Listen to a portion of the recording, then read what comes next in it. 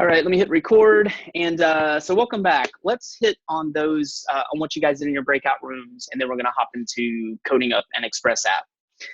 Would somebody wanna volunteer, or actually just put it into Slack. Let's go through those recap questions. So the first one, what are the HTTP verbs and how are they used? There's 4/5 main ones that we're gonna focus on through the course, kind of the most common ones, the greatest hits, if you will. But yeah, let's see what you guys put here into Slack.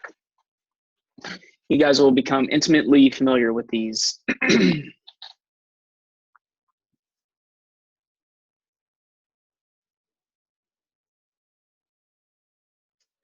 lot of typing.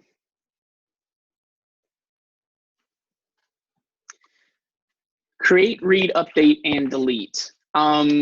Close. Those are actually, that's close. So that's more, those are the CRUD actions, which we get when we combine an HTTP verb with a given path. So that'd be considered CRUD, but they're both like very, very much related. Yeah, so Sophia's on the right track. So the HTTP verbs, the ones that we're gonna mainly deal with, there's more than this, but these are kind of the most frequently used. A get, post, put, / patch, and a delete. So these are the ones we're gonna be focusing on throughout the course. Sophia, what is a get request? What does that verb do? So what we talked about in our groups was like a client computer asking for information from the server. They would use a get request to do that. So yeah, that's what that is. Yeah, so like 90%, 95% of internet traffic are get requests. Every time you go to espn.com or open up that README file in GitHub, you're doing a get request. You're asking GitHub, hey, give me all of the files that I need to look at today's lesson README. So yeah, get is absolutely like the most common one. What about a post? Audrey, what is a post request? What does that HTTP verb do for us? That would be like putting something on there, like posting something. So if you were writing a blog, it'd be the blog that you posted onto your site. Yeah, perfect. Yeah, a post is generally, a blog is a great analogy or metaphor for it. So if you want to write something or send data back. So a get request is when we ask for data, we're getting information. A post is when we're sending information to a server, generally because we want to create something or write something to a database. Cool. Two more. What about the put? Alan, how about a put verb? How do we use that one? So it's basically putting something on the server, like I guess making a new entry in the database. Close. So a put, there's also, we'll look at put / patch. They're kind of the same thing. There's a subtle difference. We'll talk about that later on. But yeah, so a put absolutely writes something to a database, but a put is generally associated with an update. So let's say that I want to update my GitHub profile. I don't even know if they collect your phone number, but let's say that I get a new phone number and I want to update my existing account. Then I'd be doing a put or a patch request to the server. So Mark already exists in the GitHub database. I'm just updating like one piece of information on that Mark object that it already has. Yeah, kind of a subtle difference there. Cool. And then finally, a delete. How would we use a delete? I think that's probably the most straightforward one. You know what? I'll answer that one for you guys. A delete is when we want to delete something. How about that? That's good times. Cool. So those are the main HTTP verbs. We'll talk about those later and throughout the course, but just want to make sure that you guys are kind of putting those in your head. If you look at what Matthew posted into Slack as well, we'll get into this a little bit later. But CRUD, who's heard of CRUD before? We mentioned that we're going to be talking a lot about CRUD. So most basic applications, CRUD refers to kind of the essential actions or behaviors that nowadays that that an application on the internet would have. But if you notice what Matt put in there, so delete, so both CRUD and HTTP verbs, that there's both contain a delete.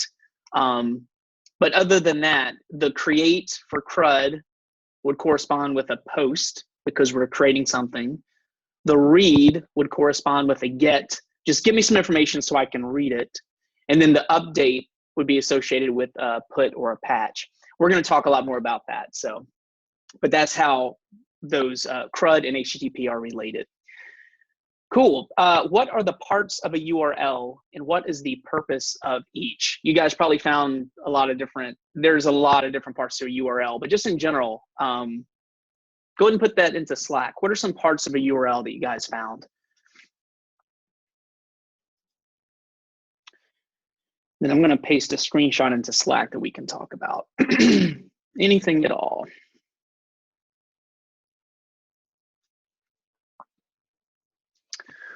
Protocol, address, query, anchor, nice. Host, okay. Protocol, domain name, path, query string, fragment. Yeah. You guys are killing it today. So we're going to talk about this again today in our coverage as we build routes and Express. But just on a high level, these are just some basic components of a general URL. Some of this is a little wonky and semantic, but just so we're aware of what we're building. So generally a URL consists of, firstly, the protocol. Now, most of the time, this is going to be an HTTP or an HTTPS. That's a mouthful. And remember that S is becoming increasingly more common and frequent, and it's just an added layer of security. Then there's a subdomain, or not even a subdomain. I would think of like the next step, what we're going to be building today is kind of like a domain name. Now, today, when we build our apps, we're going to be running everything locally. So we're going to build a server, a node server, that's going to serve an Express app, and we're just going to run that locally on our machine. So our domain today is going to be something that looks like localhost, which refers to our, we're locally hosting this app. So we're going to have localhost that starts all of our URLs. We'll take a look at that shortly. The port number is really important. Colin alluded to this yesterday. For today's coverage, we're going to have a port number of 3000. That's kind of the default. You can make the port whatever you want, as long as it doesn't interfere with any other port processes that are running. But generally, port 3000 is kind of like the boilerplate port. There's also a path. So let's say that we go to ESPN.com. We could go to ESPN.com/soccer, or ESPN.com/football, or /baseball. So ESPN.com would be our domain. And then anything after that would be a little bit more specific. Specifically, what part of the site do we want to visit? So that can be considered a path. There's also queries. If you go to eBay or Craigslist or even Amazon and you do a search for something, take a look in the URL and you'll see some question marks in there.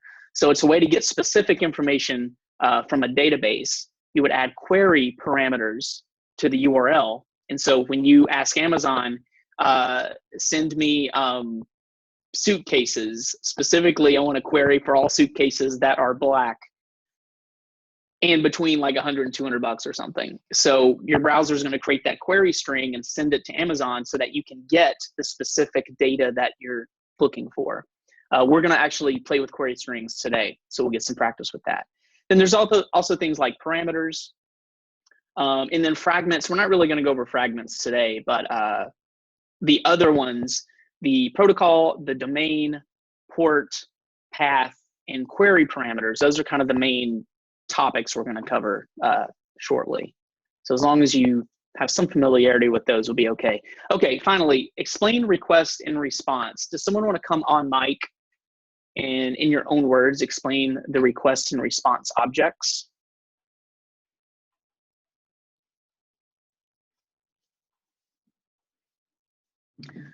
Matthew J. Martinez, I'll pick on you.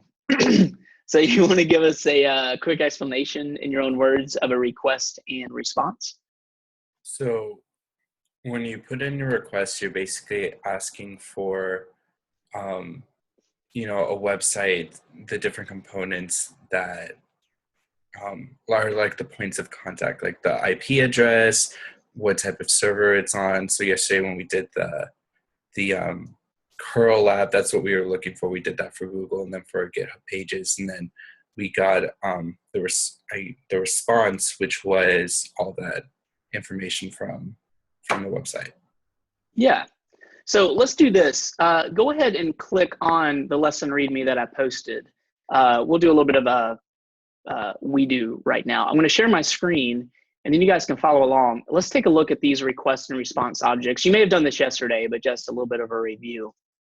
So go ahead and click on that lesson README, the Express intro lesson.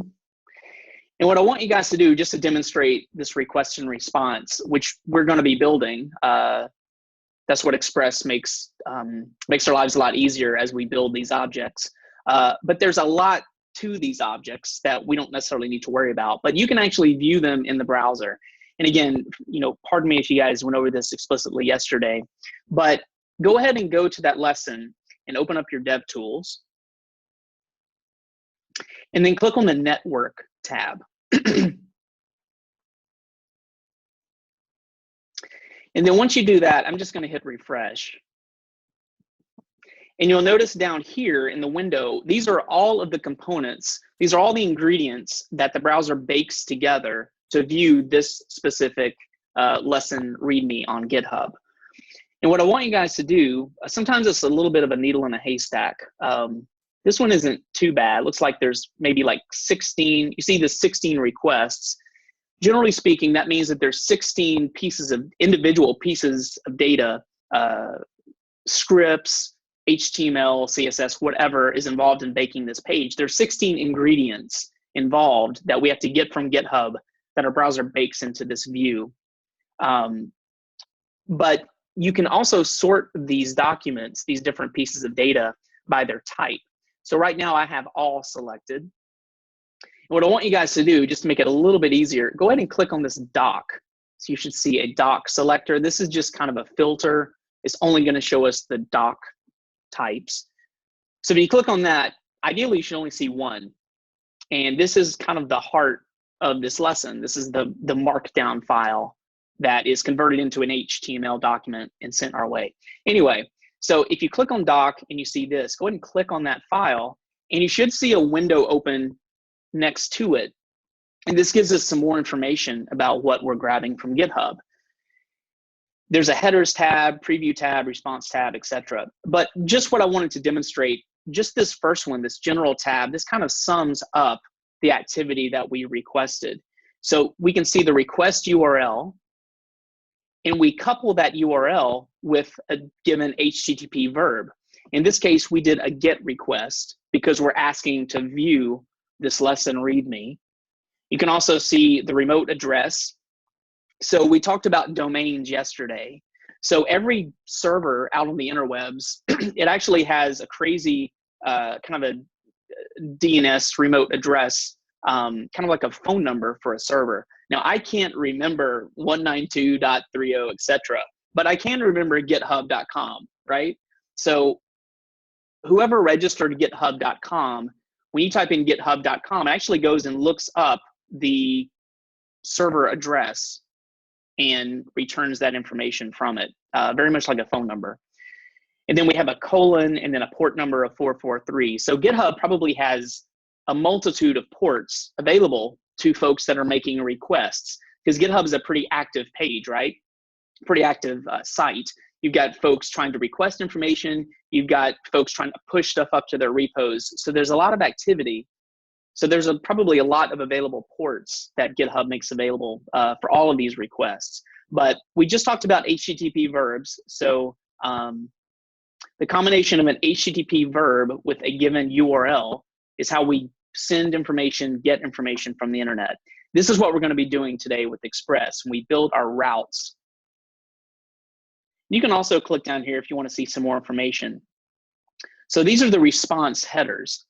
So the only thing we're really worried about today are like the HTTP verb, the URL, but there's actually a lot of information that's sent in this object. So you can take a look at this if you want. There's information, should be some stuff for authentication, maybe some cookie information, so it'll remember who I am, so I don't have to log in every single time I want to hit up GitHub. And then down here are the request headers. So just some more information about that request that we sent. The point being, request and response are objects that contain a lot of information. Most of that we don't really need to worry about, but it's a pretty robust thing. As we go through the course, we'll be taking a deeper dive into maybe certain properties and methods of these objects, but the requests and responses are objects that we can do stuff with. Any questions about that? Were you guys able to see your own personal requests and responses down here?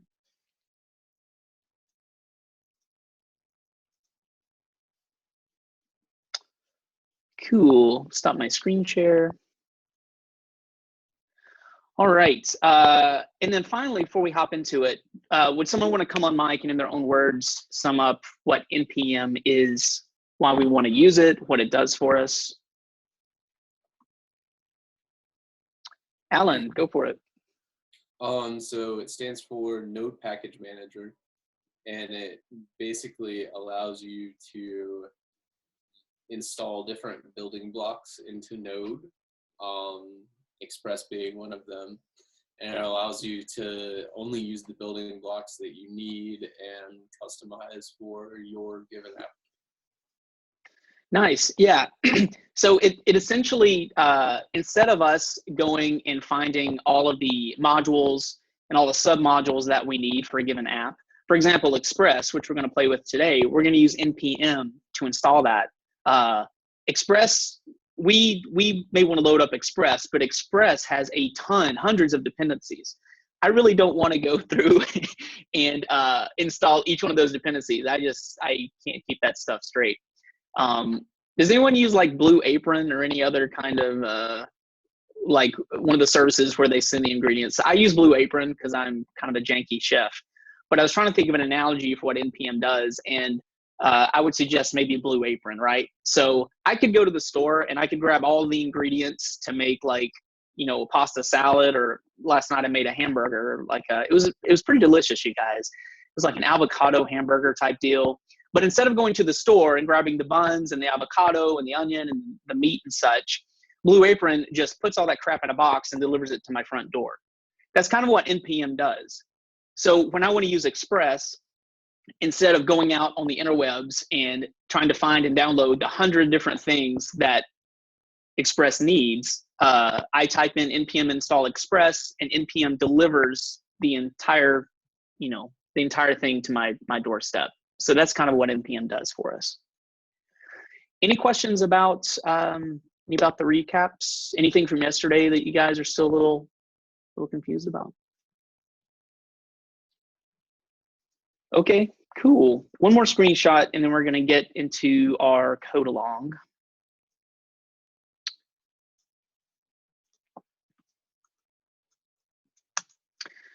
Cody says, it's like IKEA. It gives you all the pieces to assemble the big piece. Yeah, for sure. And then probably like IKEA, it probably doesn't give you the instructions and you have pieces left over, you know, really important stuff. At least that's my experience when I try to build things. I won't bore you guys with painting an accent wall and not taping it up and such. So what are we learning today? Today we're going to build a full stack application. We're not going to have the database component. We'll get to that next week, but we're going to be dealing with HTTP verbs, setting up paths, and we're going to be making requests. This afternoon, we're going to add views to it so we can send back specific views and such. With this opening framing, today we're going to be playing around with Express.js. It's the Ian mean stack. Super buzzwordy right now. From the documentation, Express is a fast, unopinionated, minimalist web framework for Node.js. So it's very lightweight. One thing to keep in mind that you guys touched on yesterday, remember that Node is not a framework. Node is more of an environment, a JavaScript environment. Has anyone heard of the Chrome V8 engine? So Michael, can you? Only yesterday, okay. Yeah, so Chrome, our smart friends at Google, when they built Chrome, they built it on top of this V8 JavaScript engine. For all intents and purposes, Node is that V8 engine stripped out of Chrome. so that we can build applications in that environment. And you guys probably touched on that yesterday, but it's a pretty powerful, fast, lightweight environment. And Express is what we're going to put on top of that to build our applications.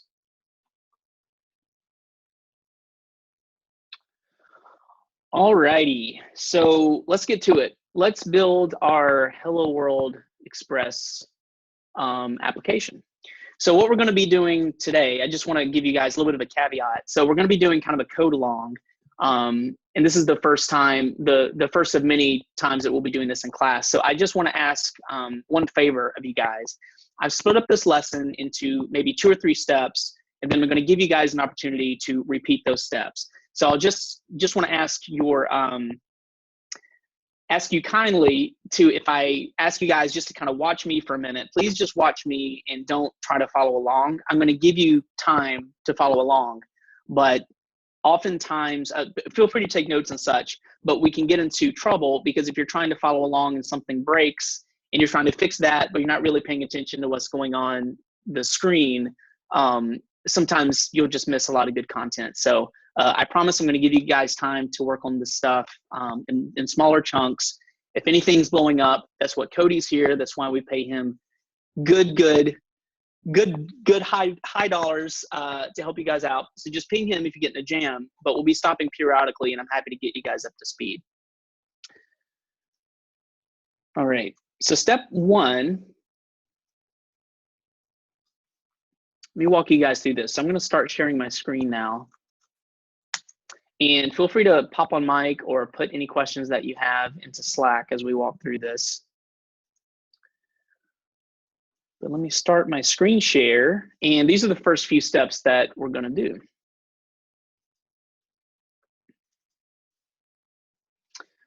Can everybody see this okay? Can everyone see my screen? If it's too small or something, just let me know. I'll make it larger. Okay, so step 1, I want you guys to pay particular attention because these first few steps, you guys are going to go through this each time you want to spin up a new Node and Express app. So this stuff will be, second nature after a while, but you'll need to go through some of this initial configuration anytime that you want to build a new app. So the first thing, the other thing I'm going to do, I'm building this app in today's folder in GitHub in an instructor examples folder. So at lunch, I'll push up all of my code so you can take a look at it. If something's breaking, you can compare and contrast. So I'm going to give you access to all of this code that we're building together. All right, so let me make sure I'm in my instructor examples folder. Okay, cool. So the first thing I want to do is just make a directory for whatever app I'm building. So we're going to call this app hello-express. So I'm going to make that and cd into it. Cool. The first command I want to run is npm init. And we'll walk through what this does. This is similar to git init. So I want Node Package Manager to manage all of my dependencies, kind of manage the administration of this app that I'm going to build. So very similar to git init, I want to set up this app. The first thing I'm going to do is npm init this app. And this is going to do several things. So when you do npm init, it's going to give you, let me make this a little larger. So this is essentially going to build a file called package.json. Package.json, amongst other things, it's kind of the captain's log, if you will, for our application. It's going to have all the details, kind of the nitty-gritty of this app. But most importantly, what it's going to do is it's going to have a list of all the dependencies that we want npm to manage for us. But when you do an npm init initially, it's going to ask you a few questions. I'll show you guys a shortcut to kind of bypass this step in the future, but let's walk through the questions that it's going to ask you. The first thing it's going to ask you is the name of your app. So what do you want to call this thing? So it's already plugging in hello-express, which is the name of the folder that I created, which is fine. If you want to name this something different, you can totally, just put it in here. But I'm just going to go with Hello Express, the default. So let me hit enter. The version. So let's say that this is like the 2.0 version of my app or like the 1 point whatever version. You can specify the version number for this app. So if I push this up to GitHub and someone wants to check out the details of this application, they can go into my package.json file and they can check out the specific version of this app. So that's what the version does. Description. So if I want to be a little bit more descriptive, let's say building our Hello Express app. So just some details, very similar to if you want to put details in like your GitHub repo, just some more information about this app. Entry point. So when we start our NPM server, our node server, it's going to look for what's the main file that has all the information about how to spin up this engine. So when I put the key in the ignition and I crank it up, what's the file that I need to look to for all of that initial information? We're going to call this, we're actually going to be building a server.js file, which is going to contain all of the kind of the entry point to our app. It's going to tell this app what port to look for incoming requests and where to send those responses and such. Out of the box, NPM wants to call this index.js, which is fine. But just for consistency's sake, because we're going to be referring to our server a lot, I'm going to call this file server.js. So, but you can call it whatever you want. Test command. So if we're running a test suite, you can put in some information here. Maybe I want the test command to be run tests or something. And I can put some specifics in here if you want to get the test suite up and running. I'm just going to skip that. The Git repository. So if I want to put the GitHub that I'm going to push this to, I could put that in there. I'm just going to skip it for now. Keywords. So again, if I want to do some sort of searching, you know, I could put keywords, Express, JavaScript, etc. Totally optional. Author, as always, Schmitty. License. So if you are building this app under some sort of, you know, license, you know, Creative Commons or something, you can put that in there. And this is what it's going to build. It's just going to build an object in this package.json file with all this information. And I'm going to open this up in Atom and show it to you guys. We could have built this ourselves. We could have just touched a file and added this information, but NPM is going to build this for us, makes it a little bit easier. Is this okay? Yeah, all that looks good. So let me hit enter. And now if I do an ls, I see that I have one file, a package.json file. Let me go ahead and open this up in Atom to get us started. There's also a screenshot in the README that kind of gives you the overview of what that builds for us. So it built this one file, this package.json. And again, we could have built this ourselves. I could have created this file and then added all this stuff in there. But when we do an initial npm init, which is the first thing that we're going to do when we build a Node and Express app, it builds this stuff for us, which is really handy. When we start adding dependencies, it's going to also keep track of those down here. It's going to build a key of dependencies. And then it's going to have all of the different Express, Mongo, which we'll add next week and such. It'll keep track of all that stuff for us. We'll see that here shortly. Cool. So that's our first step. So what I want you guys to do is go ahead and repeat what I just did. Go ahead and create a directory and create your package.json using npm init. So go ahead and do that first step. I'm going to stop my screen share. Well, actually, I'll stop it. So go ahead and do that. Give me a thumbs up in Slack when you get that working, when you get your package.json built, and then just ping me or Cody if you have any issues. Quick question. The directory that we're making, would it be just anywhere in today's repository? Yeah, good question. Why don't we, just in case we want to push this to GitHub or something, remember that you can't have like Git initted directories within Git initted directories. Go ahead and build this app in your dev folder. Let's just keep it separate. We're probably not going to push this to GitHub, but go ahead and do this in your own personal dev folder, just in case we do something with it later. Better safe than sorry.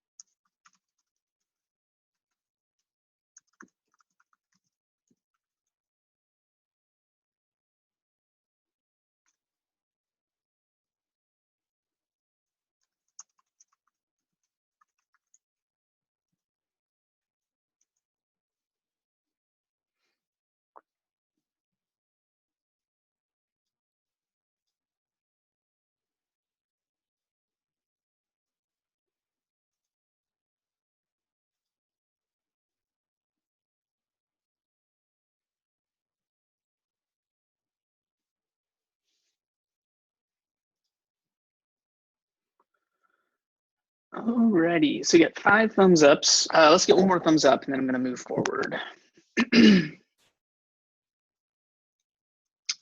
Cool.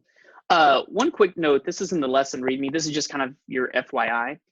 If you wanna skip all of those steps that we just walked through and just kind of like select the default for each of those questions when you hit npm init, you can put an extra flag on it. You can do a -y.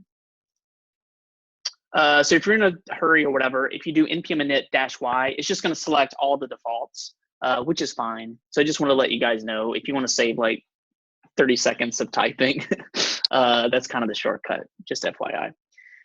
Cool. Step 2 is let's actually install Express using Node Package Manager. So this is not too crazy here. Let me share my screen again.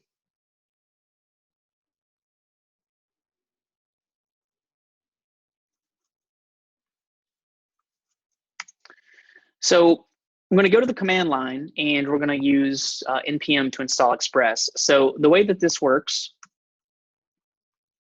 is I'm going to do npm install, and then as an argument, you pass in the module or modules that you do want to install. So I want to install the Express module. And then I'm also going to put, you can put this after or before the module argument, but I'm going to put this -- save flag in there. So what this does is when I npm install Express, it will install Express, it'll download it and install it. But what I want it to do, what I have to do is also add it to my package.json as a dependency. Now I can do that the long way, I can do it manually, or you can add this -- save flag and it'll go ahead and write into this package.json file for you. And let me show you what I mean by that. So watch right here in the package.json, and it's going to add another key and value for dependencies. So when I hit enter here, it's going to go out and start grabbing all of the stuff.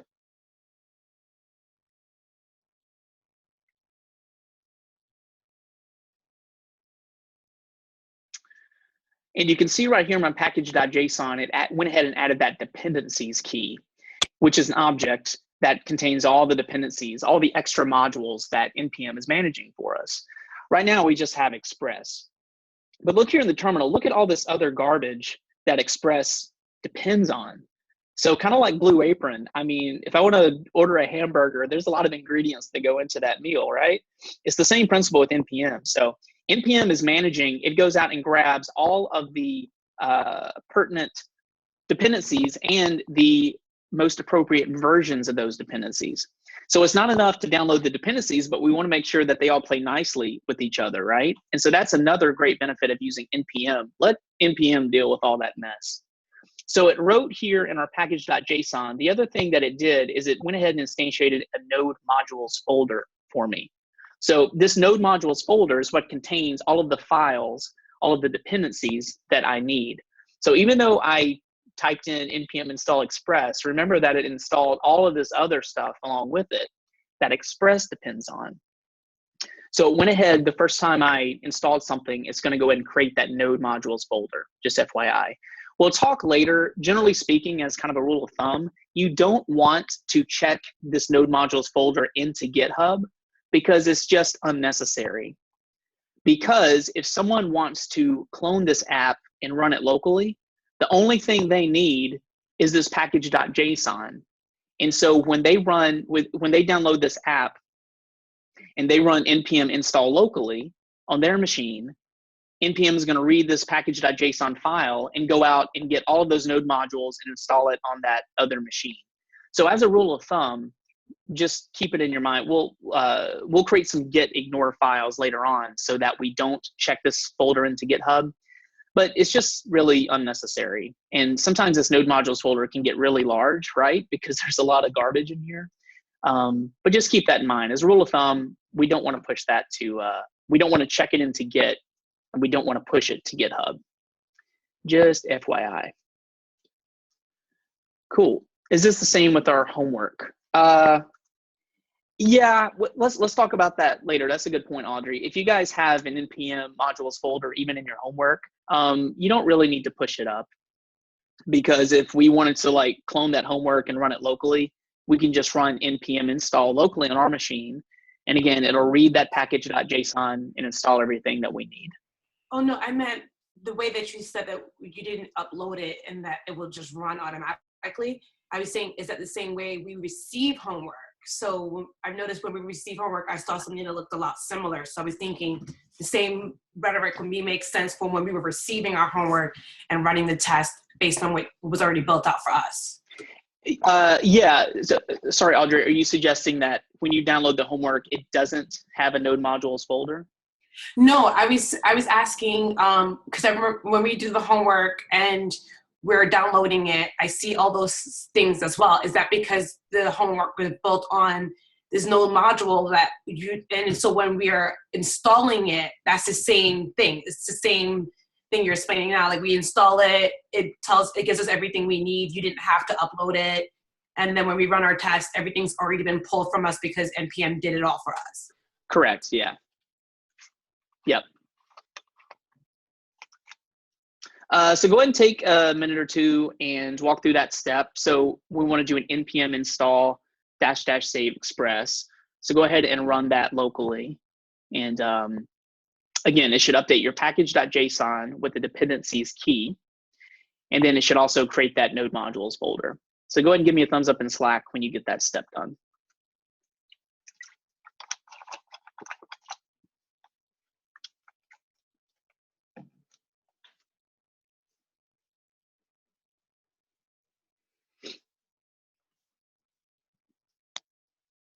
There's also a similar, that's kind of that principle of like, you don't want to check in your node modules folder into GitHub because everyone else is just gonna download that information locally. That's a pretty ubiquitous principle across frameworks. So if we get in Rails, for example, Rails has its own management system that will download dependencies and such. And so we also, when we get to Rails, we don't want to like push that folder with all of that extra stuff to GitHub as well. But this principle is pretty much cross framework, just FYI. Okay, cool, 6 thumbs ups. All right, so far so good. Yep, go for it. What were you saying about that? Like when we're uploading to GitHub, we're doing something with packages? What was that? Yeah, let me share my screen one more time. So I get that we're not wanting to push all of Express onto GitHub with our project, but yeah. So when you downloaded Express, it created, or when we did that first npm install, it created this node modules folder, right? right. Okay, so watch this. I'm gonna blow up that folder. I just blew up my node modules folder, right? So I'm back to square one. If I wanted to install all those dependencies again, as long as I have Express listed in my package.json, the only thing I need to do is just do an npm, actually at this point, npm install. And it's just gonna go back out and create that node modules folder. So that's why we don't need to check in that node modules folder into GitHub. It's just unnecessary, because when you clone an app or download an app locally, you'll just need to run npm install, and it'll install your own version it'll install all of those node modules locally for you. Okay. And then node modules was automatically created by the npm install thing? Because I don't have that folder. The first time that you run it. Okay. Yeah, you should have that folder. You should have a node modules folder at this point. Yeah, we'll talk about this a little bit later. Do what? I didn't see it. Sorry. Okay. I do have it now. It did auto. Okay, cool. Yeah, just to draw your attention to what Cody put into Slack. We'll talk about this a little bit later, but the way that you tell Git to ignore things is you can create a git ignore file. And it's a .git ignore file because it's a hidden file. But you can just put in, hey, ignore the node modules folder. Actually, I'll take 2 seconds to show you what it looks like. So all you need to do, you don't do this right now. You can do this later. I'm just going to show you. You can create a git ignore file, and you can see that right here. And all I would need to do is put in node modules. So now, if I haven't git initted this folder directory, we're not going to deal with that right now. But every time I did a git add, git commit, git push, it's going to read this file and say, oh, I'm not going to track the node modules. I'm just going to ignore it. But you can put a lot of different stuff in here. This becomes really important when we get to authentication and we have very sensitive pieces of data. So maybe we have some API keys, maybe some passwords or whatever. We definitely don't want to check that stuff into GitHub because then it's public, anyone can see it. So in addition to node modules, we'll be putting other files into this git ignore file to tell Git, like, just ignore that stuff. Don't keep track of it. Important later, March 2017. That's right. Yeah, go for it. No, go ahead, sir. Okay. Let us move forward to step 3. So I'm going to put this screenshot into Slack. And this is something I want you guys to type out longhand. So just watch me do it. And we'll walk through what all this garbage means. And then I'll have you guys type this out longhand as well.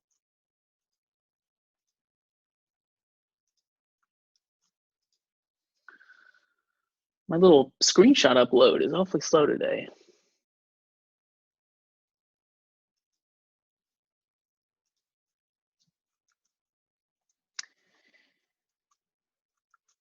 Let me try that one more time.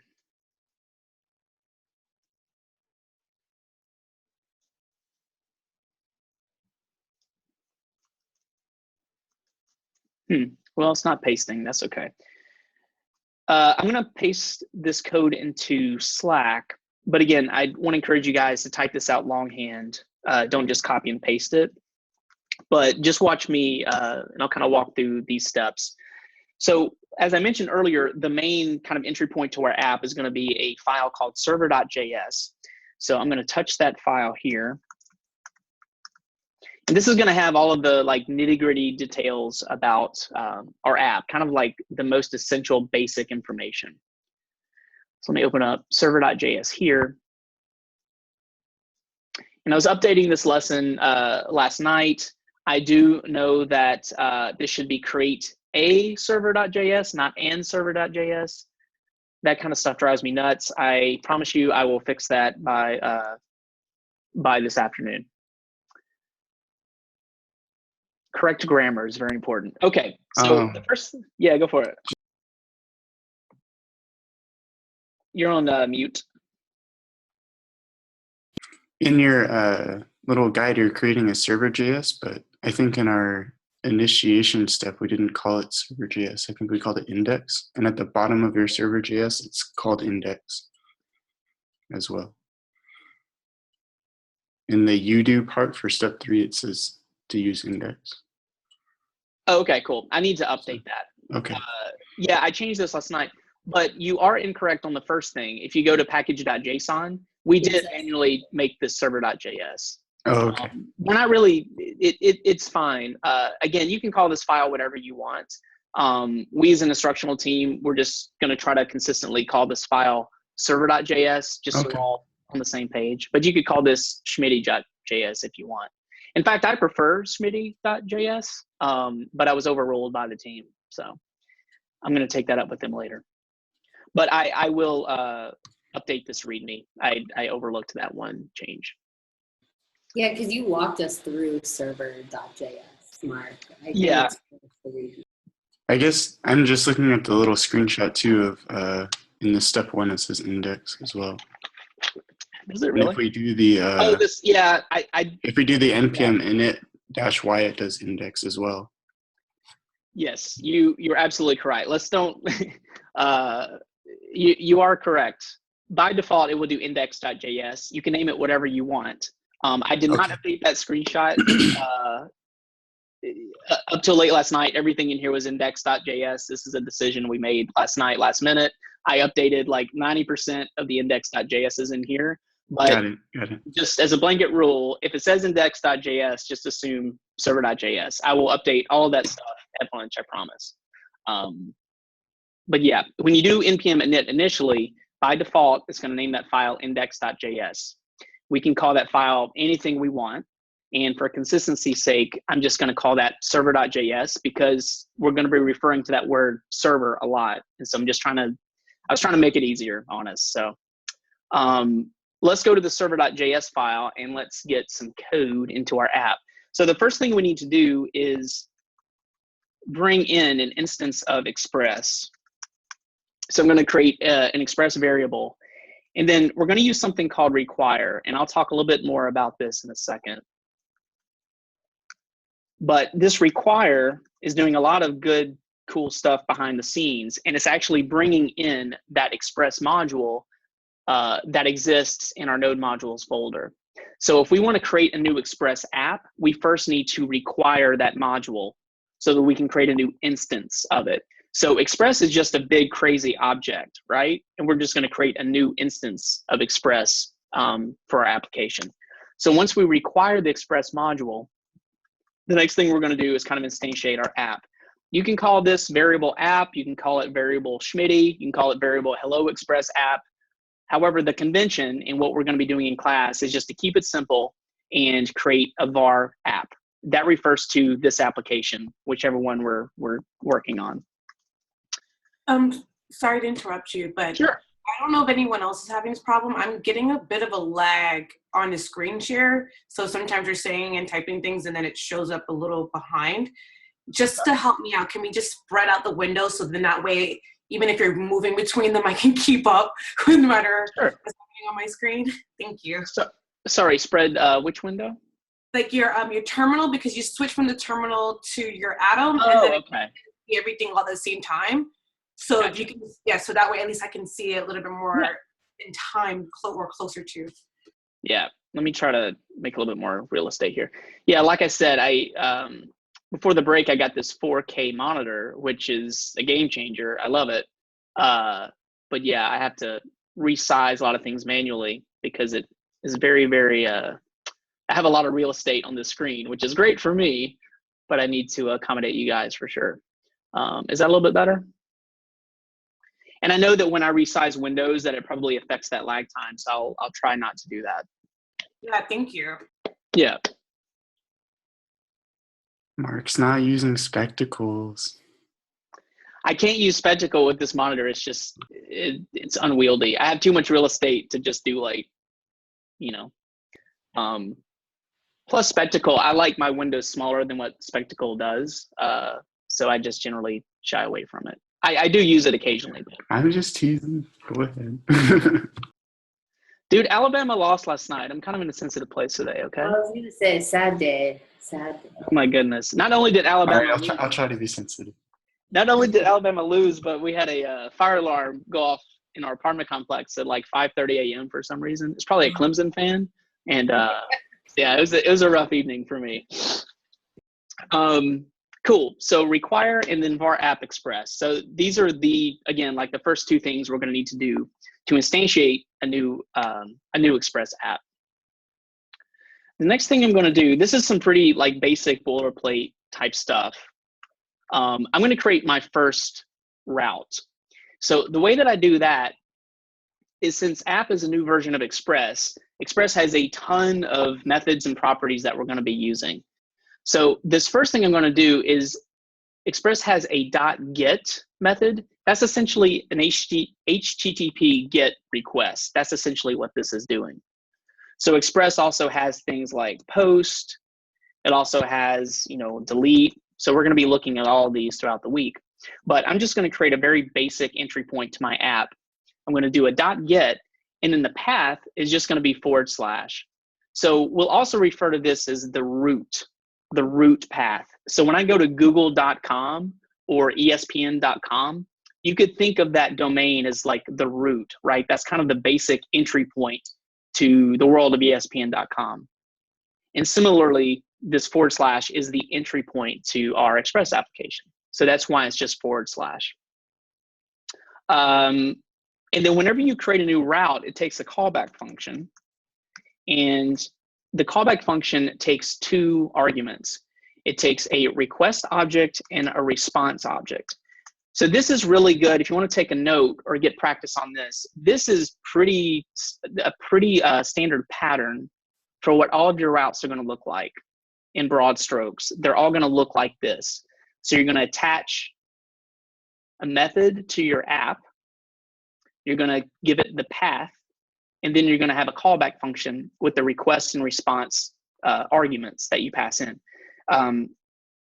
If you go through documentation, occasionally, you may see this as, request and response, repose, POPSI. Just for brevity, we're going to be using REQ and RES. But again, these are just arguments, so you can name them anything you want. However, the first one is request. The second one that you pass in is response. So it needs to be in that order. Cool. I'm going to leave that empty for now. We'll add some more meat to that here later.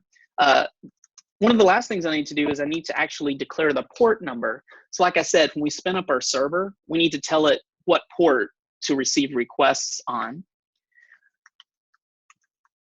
So what I'm going to do for this is pretty standard.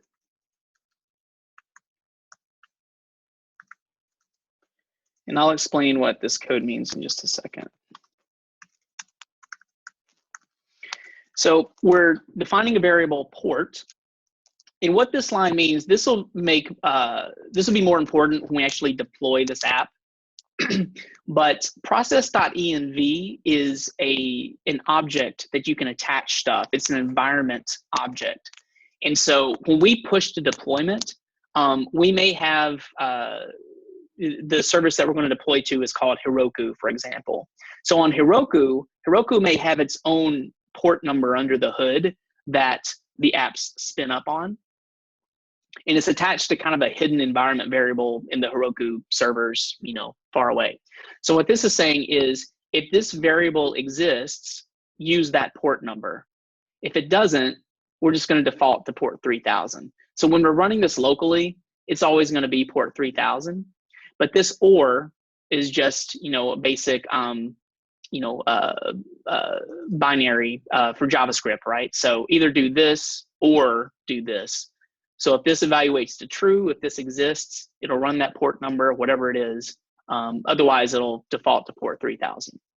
And again, you could make this, whatever you wanted, 4,000, 3,000, as long as it doesn't interfere with some other process.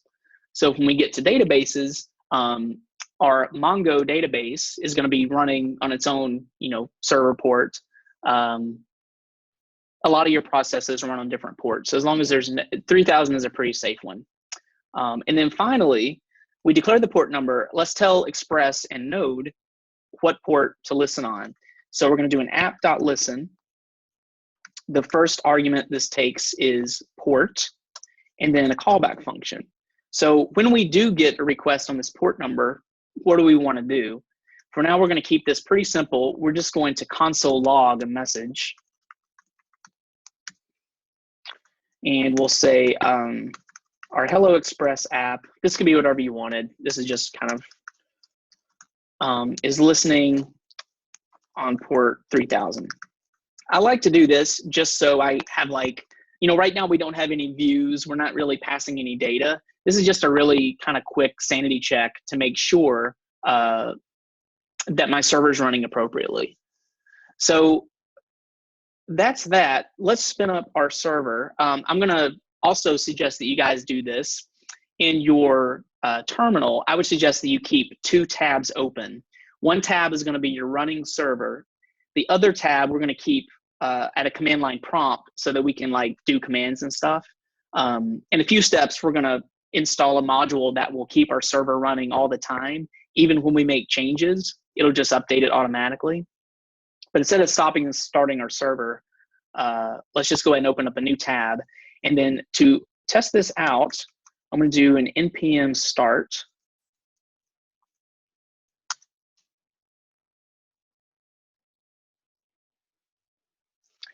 Actually, let's do this. I'm going to do, we didn't specify our start in our package.json. So let's do a node server.js. And I probably have the app open in another, this is a really common error. Error listening address and use port 3000. So you guys are going to see this error a lot. I probably have this app open from when I was running through it earlier. So what I can do is, let me change this port number to 3001 right now, because I probably didn't shut down my server properly.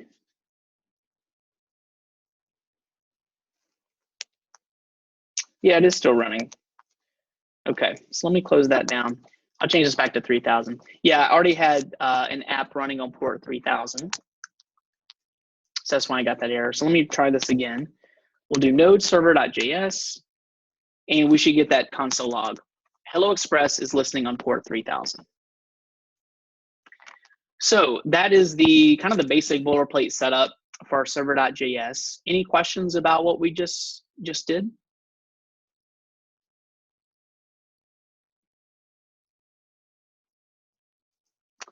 Cool. So go ahead and take a few minutes, and you can use that code for reference. But walk through that step 3 and create your own server.js. And I'll change that to server. Thanks for keeping me honest.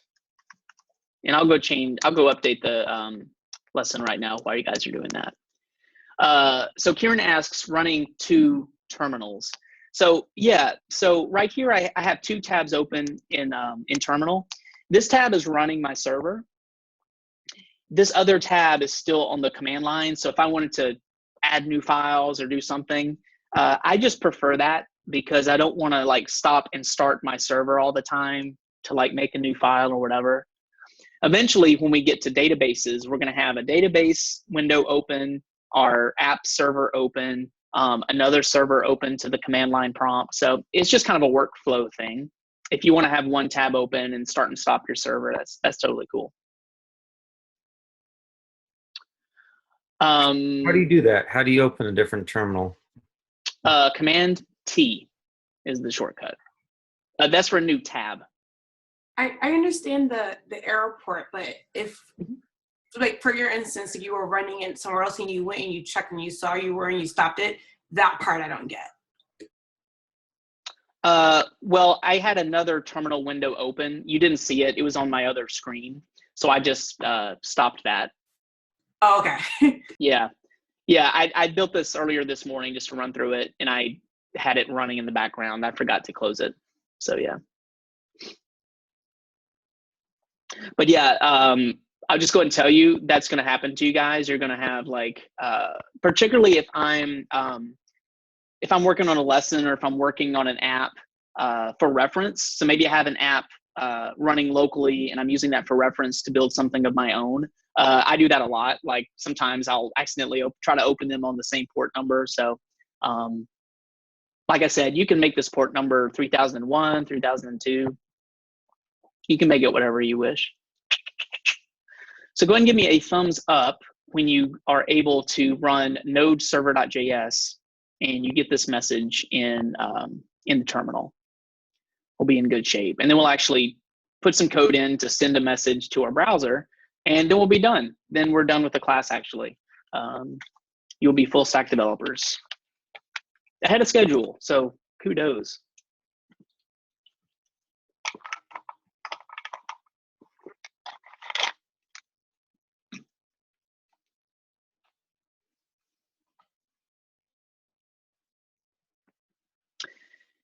Yeah, we're to answer Kieran's question, we are suffering grammatical inconsistencies because Alabama lost. That's absolutely true. Because I definitely adhere. I need particularly if I'm teaching you guys, like I definitely need sleep, and you know, I usually don't stay up that late during the week, but I had to last night. Can I see your other tab, because that's where I was having the lag, and I think I feel like there's steps there that I did not get.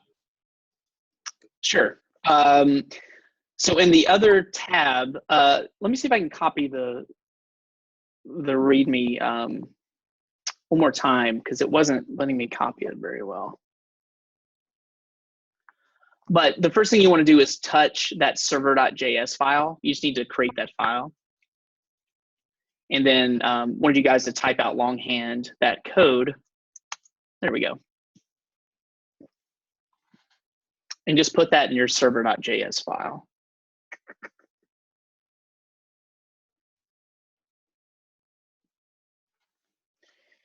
And then this is in the lesson as well. I walked through this, but just to kind of reinforce, if you guys want to read the screenshot, it walks through require, you know, why we created a variable called app and such.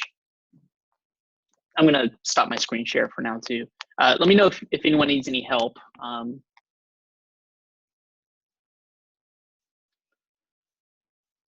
Otherwise, please give me a thumbs up in Slack when you have it working.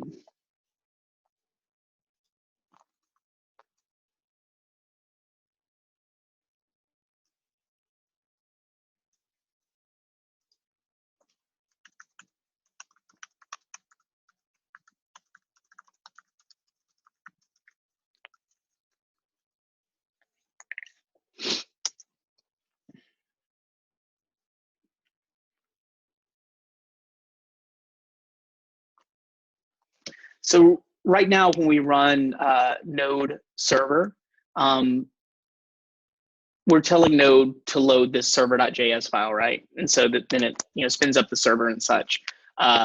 It can be painful if we're adding new code, because every time we make a change to our files, we have to stop that server and restart it so that it takes into account the new code that we added. In a few steps, we're going to install an npm module called node monitor, and it's actually super handy because it runs anytime we save a file, it automatically reloads the entire app, so we don't have to start and stop the server, which can really be painful. So it'll make our lives a lot easier, and we'll talk about that here shortly. Do you want the application node to accept incoming network connections? Yeah, I would just click allow. If you keep getting that, Audrey, let me know. It looks like maybe you have some sort of security and privacy preference turned on. I don't know, probably shouldn't see that, but actually, if you click allow, maybe it'll update it so you can do that going forward. But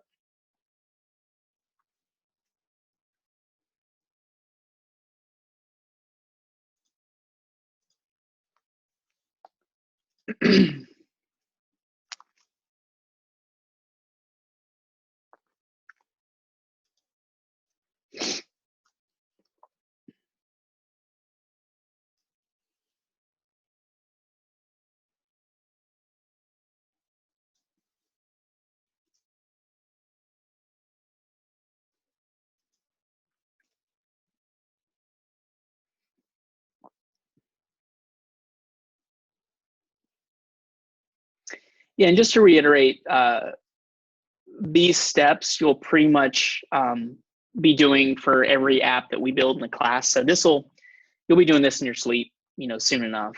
We'll get a lot of practice with this stuff.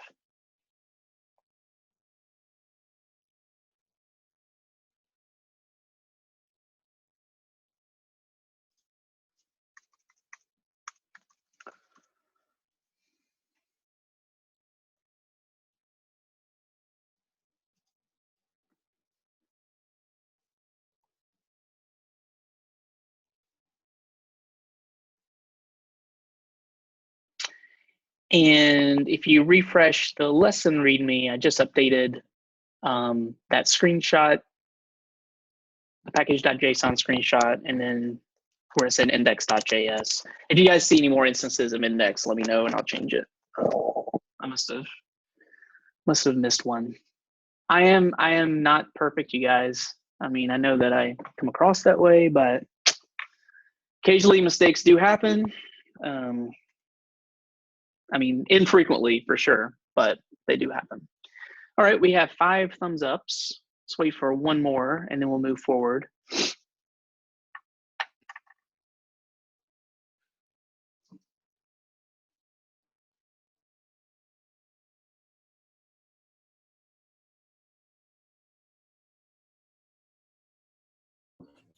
Mark, there's one thumbs up there that we're missing because I think Mike hit it a little above, just so you know.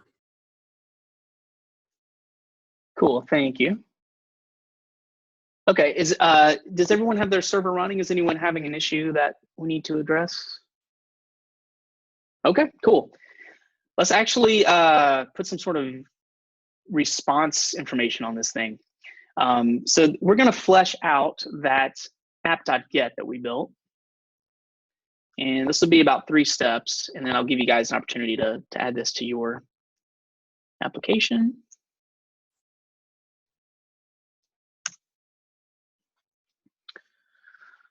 Cool. So when we run the node server.js, we can see in the terminal that the app is running, the server's running, right? Because we get that console log message back to us. If you go in the browser,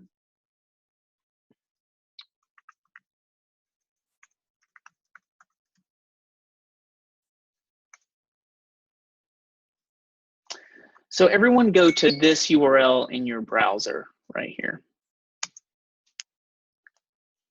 And then tell me what's happening in your browser.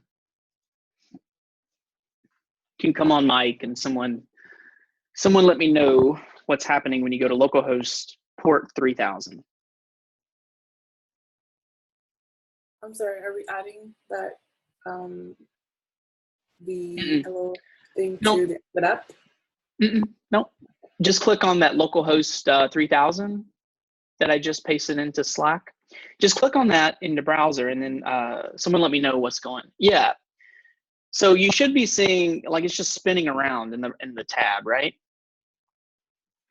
It's doing that because the browser is trying to make a request to port 3000, and it's actually doing that successfully, but we haven't written any code to tell our Express app what to do when it receives a message at port 3000. So that's why the browser is just sitting there. So it sent the request. So imagine if we sent a request to ESPN.com and ESPN.com is just like ignoring us, then we're just going to be like sitting there waiting for it to answer. So that's what's happening right now. So we want to add a little bit more code to that route that we built, that get to our root route, that /. So let's do that. I'm going to share my screen and we'll walk through that screenshot and what we're doing with that.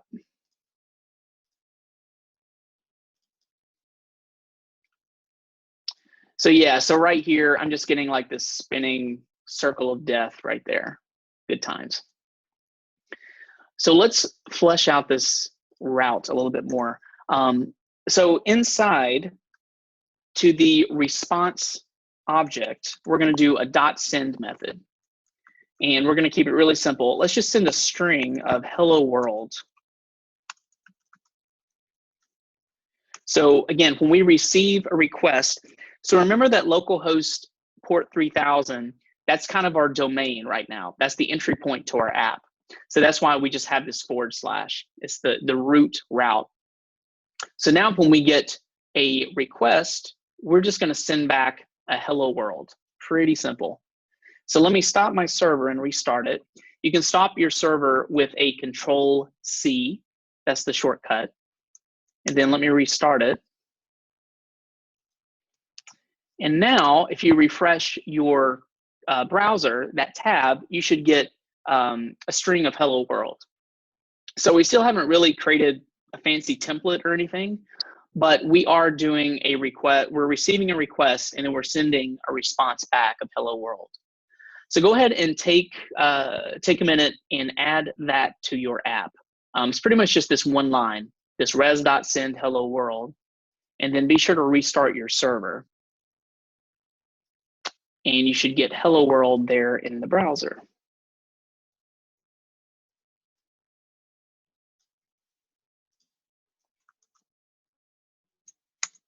And then give me a thumbs up in Slack when you get that Hello World rendering successfully.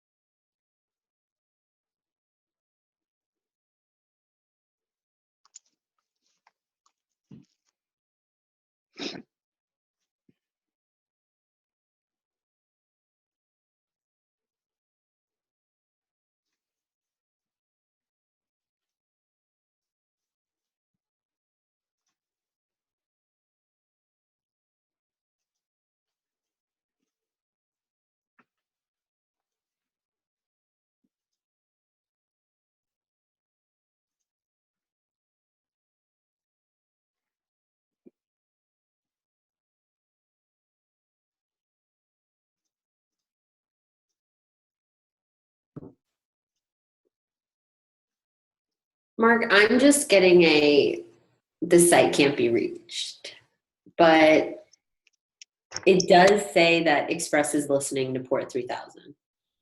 Okay, go ahead and share your screen. Let's take a look.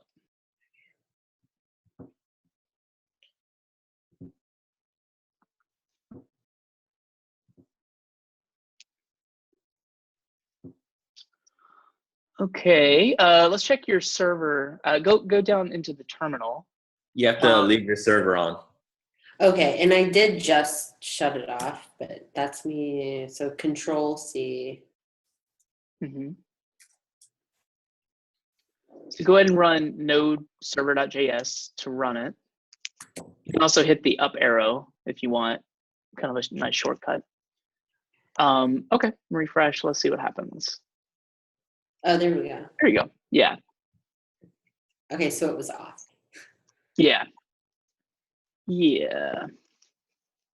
So what you're doing in terminal basically is you're just opening a server, and as long as that server is running, you can access it, assuming there's not another disturbance within that local server that you created. But as soon as you turn it off, yeah, you're like turning off down your website or your server. So that's why you can't access it. Yeah. So we have 3 thumbs ups. Kieran is just getting the spinning. Yeah, I was gonna say, I think the same problem as Sophia, because I try to follow along and I must have turned mine up also, but I'm not even sure how I did that. Okay. Let's start with Kieran. Kieran, are you still getting the spinning? You're on mute. Yes. Okay. Okay, go ahead and share your screen. Let's take a quick peek. Maybe this will help out Audrey as well.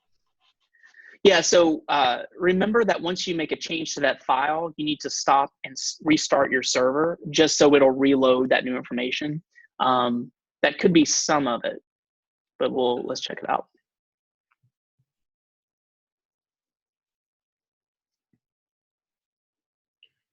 So,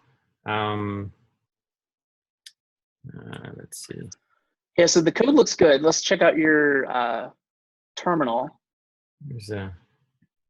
Okay. Yeah, so Kieran, okay, well, let's make sure the server's running. Let's go into your other tab. Okay, give me a Control C to stop the server. And then restart it. So just hit the up arrow. So remember the up arrow will go back through your previous commands. It's kind of a quick shortcut. Okay, so let's restart that. Okay, so in the browser, go ahead and refresh. Let's see what happens. Oh. Here we go. Okay. Nice. Audrey, are you still having an issue? Yeah. Okay. Because When you share your, yeah, my terminal won't even let me put a command in. okay, go ahead and share your screen. Let's take a look.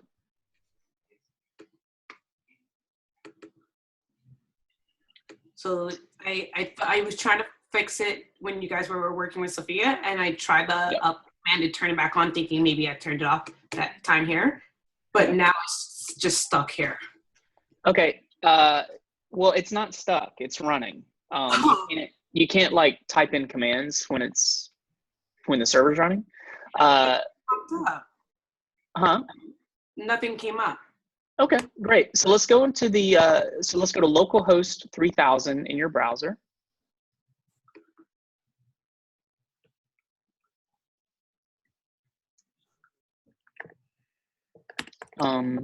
Yeah. Localhost :3000. Oh, sorry.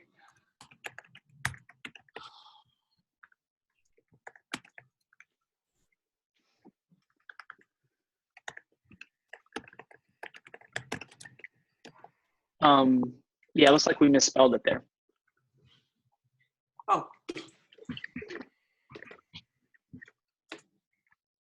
That's still not the right spelling. Hold on. It may be a good idea. It may be, well, kind of convenient if you guys want to like add a bookmark like to your browser for localhost 3000, because we're going to use it a lot, and sometimes that may be easier than typing it in all the time. But cool, yeah, looks like you're up and running there. All right, let's do one more thing, and then we'll take like a 5-minute break. I just wanted to show you guys this module called NodeMon.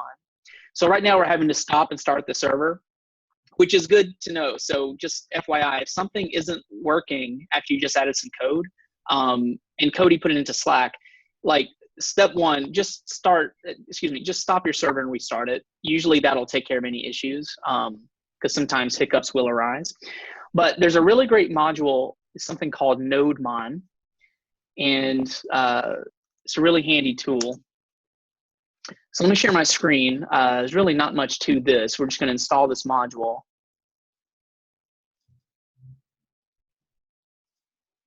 So what I'm going to do, I'm going to go ahead and stop my server. And over here, I'm going to install NodeMon globally, and I'll suggest you guys do it as well. We want to install NodeMon globally so that we have access to it in any other app or Express app that we're wanting to build. So for this one, let's do an npm install -- global, and then NodeMon. So npm is going to kick in. It's going to go out and download all the pertinent dependencies and such.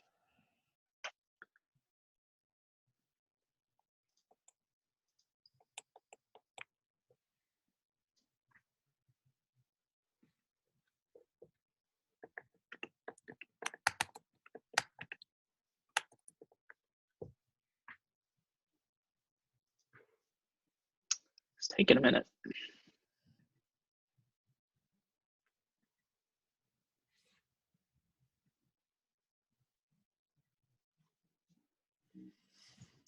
Cool. So again, npm went out and installed a lot of other things, a lot of other dependencies that NodeMon depends on, and it installed it globally. So I just want to point out, when you go to your package.json, you won't see it in there. And we don't need to put it in there because we're using it globally. So don't worry about making sure that it's in your package.json. But the cool thing about NodeMon, so now instead of node server.js, we're going to do NodeMon server.js, and it's pretty much a node. It's pretty much just the node server, but anytime you save a file with new information, it's just going to reload your server. So watch down here in the terminal, and in my server.js, I'm just going to change this to hello WDI. And once I save it, notice here in the terminal, NodeMon kicks in. It just restarts due to changes. And then it's essentially under the hood, it's running node server.js. It's just listening for changes. So this is going to be a very efficient tool. It's going to save us a lot of starting and stopping. Is there a reason not to install Express and others globally? Yeah, because generally with Express, if you're dealing with other repos or other projects, maybe you're using a different version of Express. So you could install it globally if you wanted, but generally you want to get the newest, freshest version of things. So if you install Express globally, maybe one of the 100 dependencies is updated, or maybe it's depreciated. So generally with Express, we want to always have like the most recent baked version of all of that stuff, and npm manages that for us. So I would just maybe not do that. You could, but you may run into issues. Cool. So go ahead and install NodeMon. And if you want to fire up the NodeMon server .js, and then maybe make a change to that res.send just to make sure that NodeMon's working. But that's going to save us a lot of headache for sure. I'm going to stop my screen share while you guys do that. And then give me a thumbs up in Slack when you install NodeMon.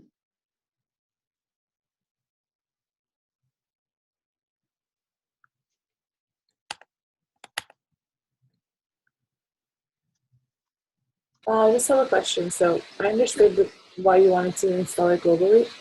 Mm-hmm. For this exercise, do you want me to install it at, like, I guess my roots folder for this exercise? Or do you want me to install it? Yeah, so when you install something globally, it doesn't matter what directory location? you're in when you install it. Yeah. Okay. Yeah, that's a really good point. So when you do something globally, your terminal, your operating system knows where to put that. So global installs you can pretty much do from any, from the desktop or from any directory. It's a good tip.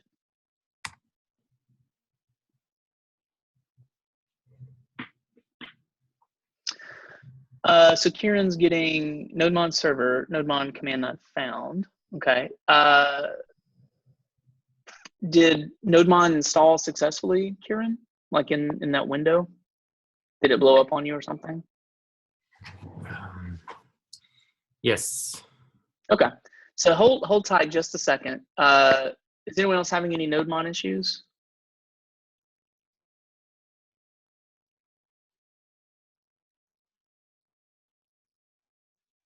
So let me get 6 thumbs ups, and then I want to put you guys into break, and then Kieran, I can help you out.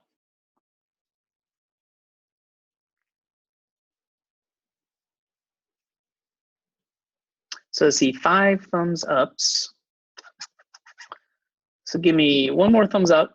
Okay, cool. So I want to, we'll take like a 5-minute break and I'll help Kieran. But before we do, just a quick recap of what we've done so far. Does someone want to come on mic and just in broad strokes, I know we've spent like an hour on this setup. This setup should take like 60 seconds going forward, right? And you guys are going to be doing this a lot. But does someone want to walk through what we did, so far this morning, the steps we took, and maybe why we took them?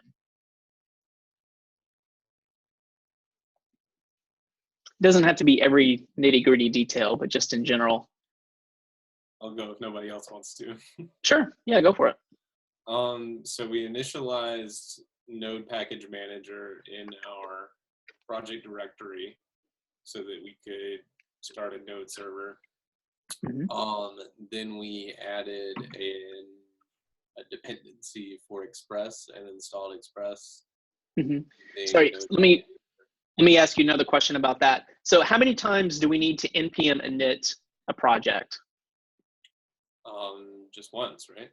Yeah, just once, kind of like a git init. We usually do that once, and then all of that, all that functionality is there for us. What else does npm init build for us out of the box? What did we build? The packages.json file. Yeah, package.json. And remember, we could have just made that file ourselves, or we could have typed in, we can go back and change it if we want. But npm init will ask us those questions, and it'll, kind of scaffold it out for us if we want. Okay, cool. Please proceed. So we npm initted package.json. I think you were saying we npm installed Express, right? Right. And then we created our server file, mm-hmm. and JavaScript file, and then added stuff to the JavaScript file so that it could listen at port 3000 and log hello world, and then also adjusted it to make the site itself say hello world. Mm-hmm. And then we installed what's it called? NodeMon, to make it so that we don't have to restart our node every time we make changes. Nice. Yeah, and now that you guys installed NodeMon globally, you shouldn't have to do that again. So any Node Express app you have, you can always run NodeMon going forward. Then here's a screenshot. Just Alan just did an excellent job, so thank you for that. And a few bullet points on, to kind of sum up what we've done this morning, if you want to check that out. Okay, great work so far, guys. Let's come back at 1. Let's take like a 7-minute break. So come back at 1. We'll start building some more routes. And then, Kieran's up. Good. Nicely done. Cool. So let's come back at 1 p.m. Eastern. I'll see you guys then.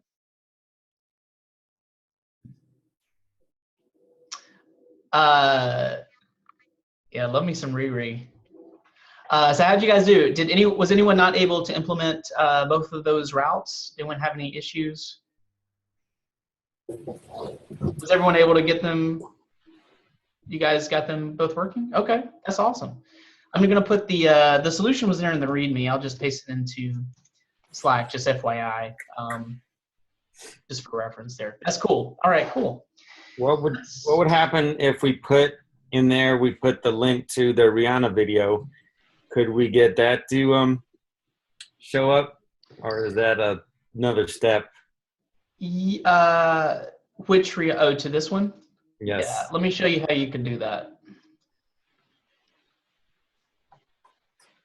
Give me 1 sec. Let me confirm this. Actually, let me share my screen. I think this would work. We'll try this on the fly. This is a little janky, but when you do these response.sends, you can pass in a string, or you can pass in HTML tags or whatever. Remember, Alan mentioned yesterday, which is a really good, important point. The interwebs are just strings being passed back and forth. So we could pass in probably an A tag right here if we wanted. So let's try that. See if this works. So let's create an A ref and close that out. I need to polish this up a little bit. Let me change this to single ticks right here.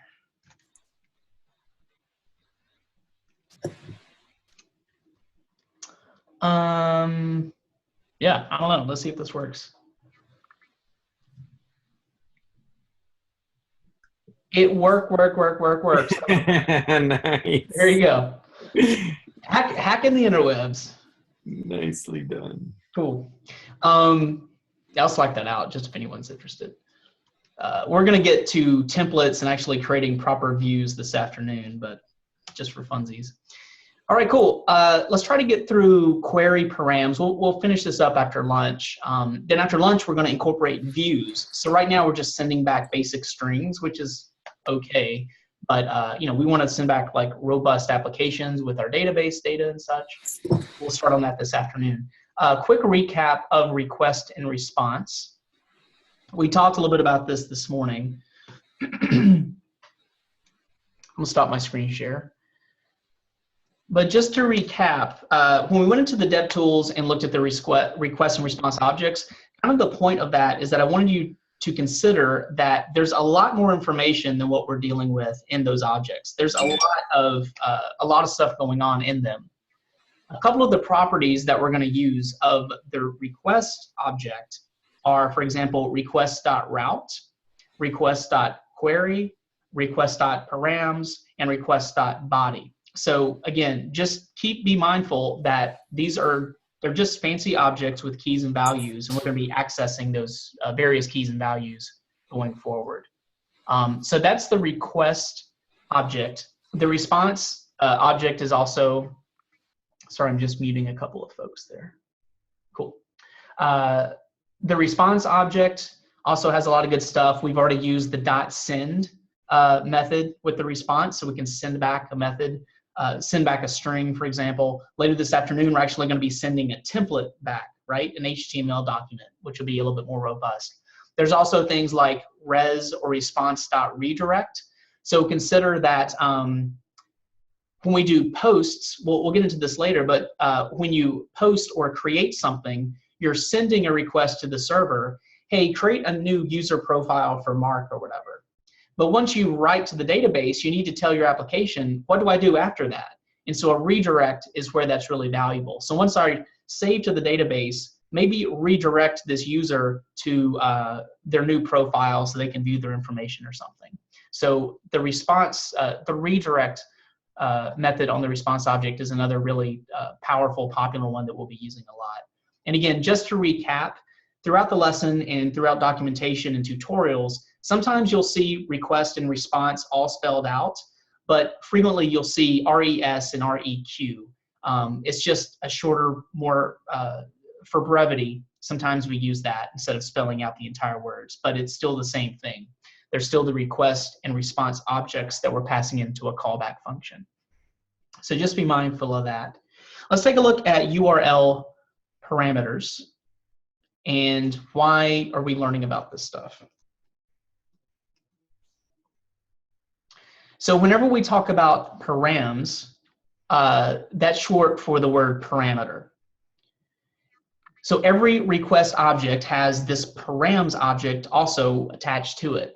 And we can send params via the URL. We talked a little bit about that earlier, like query params. If you take a look on eBay or Craigslist, maybe do that at lunch, you know, try to search for something and then note what URL is built when you send that request to Craigslist to look for something specific. There's a lot of other information in addition to Craigslist.org or what have you. This is how we send stuff, you know, back and forth or to the server rather. I see I need to update this index.js to server.js.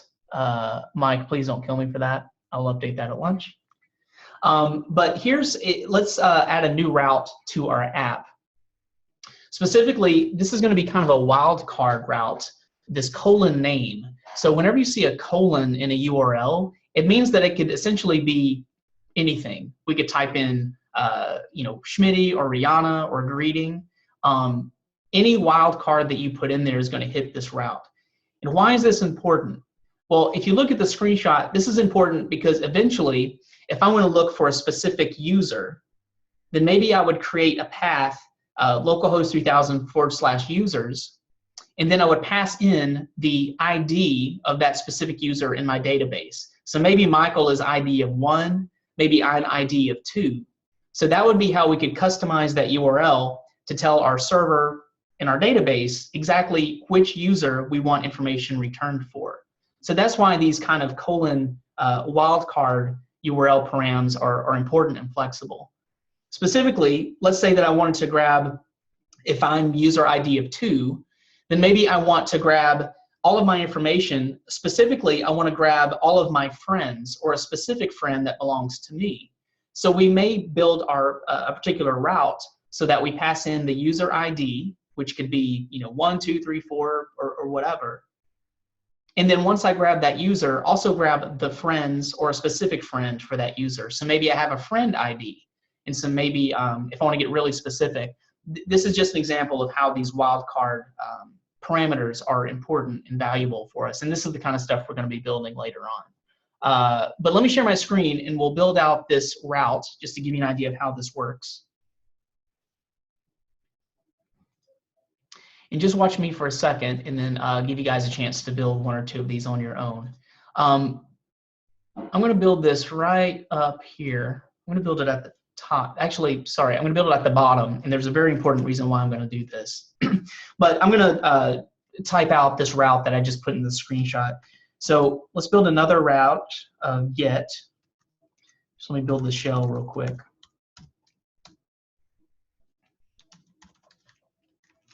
So remember that all these routes, we're going to pass in the route and then give it a callback function. So for this one, it's going to be kind of a wild card. It's going to be name, /name to be precise. Cool. And then inside of here, again, to demonstrate that we have this params property, it's actually an object that we have access to on the request object. Let's console log the request params object. So let's just see what that looks like in our server logs. And then let's return, in the response object, just for grins, I'm going to use some template strings. Remember, template string is very similar to string interpolation or concatenation, but this is just kind of the new JavaScripty way to do it, like the ES6 way. So I'm going to use backticks, and then inside here, let's do a hello, and then specifically params.name. So since this route is :name, when I run this route in the browser, it's going to create a new property on my params object with a key of name, and the value of that key is going to be whatever I put into this route in the browser. So let's watch this in action. Let me go just to my localhost 3000. And so for name, let me go to Schmitty.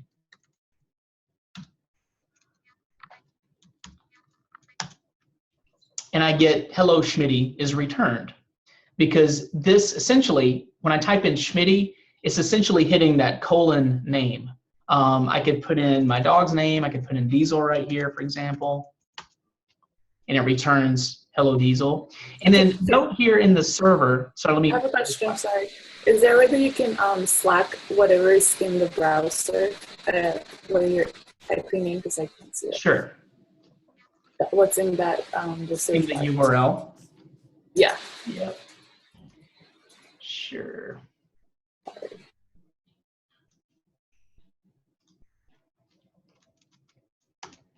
So I also want you guys to take a look at my server logs here. So I'm console logging the params object that's attached to my request object. So you can see how that's built here in the server. So I'm console logging the request.params, and you can see that there's now a key of name, and then the value is whatever I put into that URL. So the first time I ran it, it returned Schmitty. The second time I ran it, it returned Diesel. You know, I could put in whatever I wanted to in here. Nick Saban, and it returns Nick Saban. And then I can see that my request object is being console logged here in the server.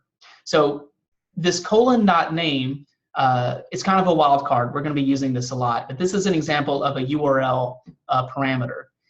The most important thing I want to show you here, I want you guys to take note of this. Consider that this :name is a wild card, right? We could put anything in here. So when you deal with these kinds of routes, you need to make sure that the order is correct in your server.js file. Express reads these routes in order and is trying to do pattern matching.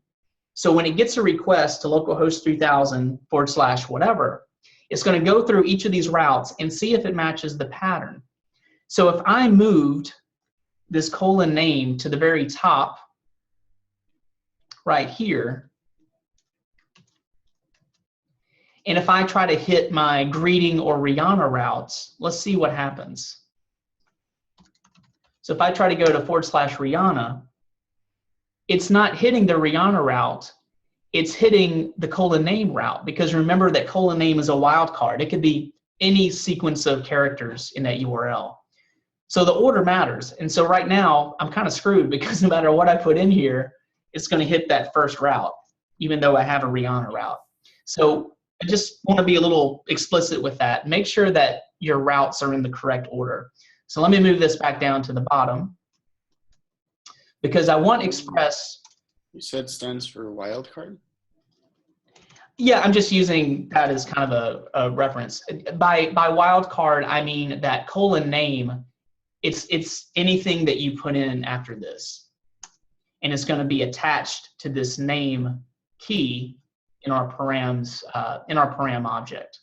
So this could be anything we want. And remember that the reason that this is important is because eventually, if I have like a route to my users, maybe I want to grab the information for the first user, or maybe I want to grab the information for the second user. So we need some way to capture that flexibility in some sort of param object that we can go hit our server and hit our database with. But now that I moved that :name to the bottom, now if I type in Rihanna or greeting, see now Express, it goes through this list in order and looks at my routes, and it sees that I made a request to Rihanna, so it's going to hit that route first.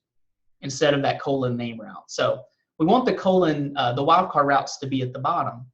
So if a route doesn't match greeting or Rihanna, then it's just going to hit this route, kind of by default.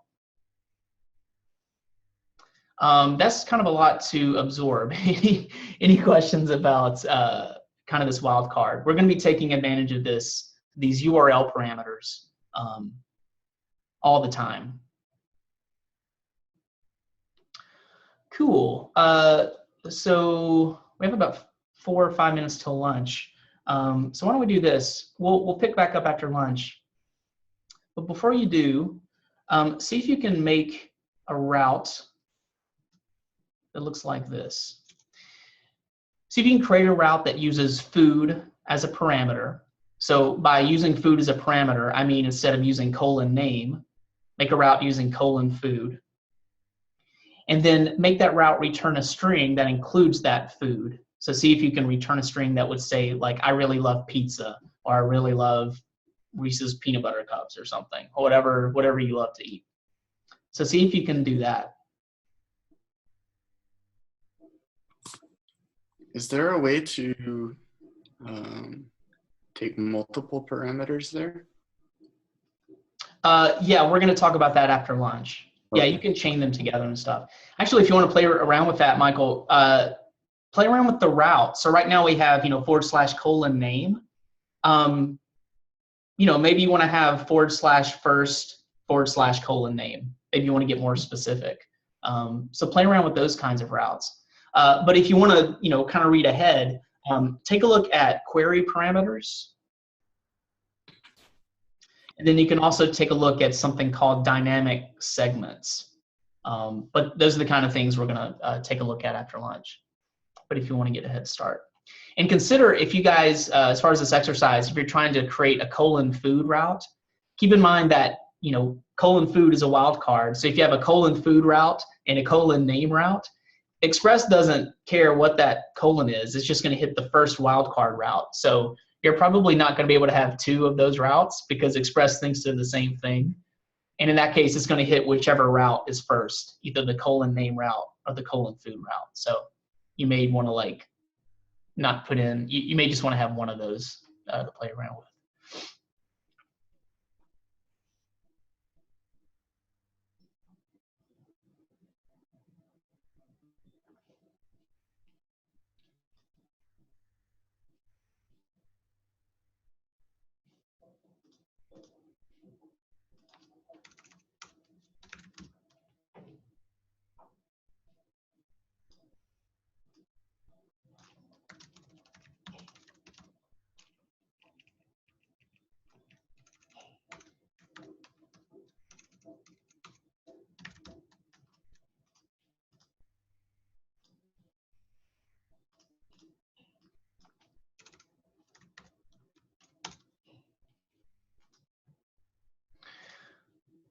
Alrighty.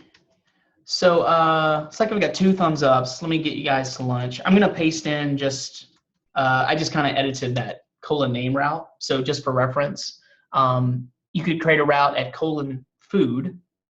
And so remember that whatever you put in the URL is going to be captured as a parameter with the key of food. And then the value is, whatever you put into the URL. And then I just changed my res.send to say, I really love, and then request params.food, just for reference there. Cool. Great work this morning, guys. We covered a lot of grounds. We're going to cover a lot more this afternoon. How are you guys feeling about Express, like what we've covered so far, like a fist of 5, a 5 being I'm an expert, I'm ready to graduate, and a 1 being I could use a refresher on everything we did this morning. How are you guys feeling, a fist of 5? Like a 3 or so? I see some 5s. That's awesome. Cool. Okay. Who just wasn't responding with food. So until I figure that out, I won't feel like a 5. Do what now? Sorry. See, my food wasn't responding with my food. It was literally giving me back the code for some reason. So I'm just trying to figure that out. Oh, really? Okay. Well, I can help you out if you need it. Cool. Again, everything we covered this morning, it may have seemed like a lot and it took a while, but the most of the stuff we did this morning should take just like a few minutes going forward. And it's something that you guys are going to repeat every time you instantiate a new Express app, just FYI. Cool. Have a great lunch. We'll see you guys back here at 2:30 p.m. Eastern.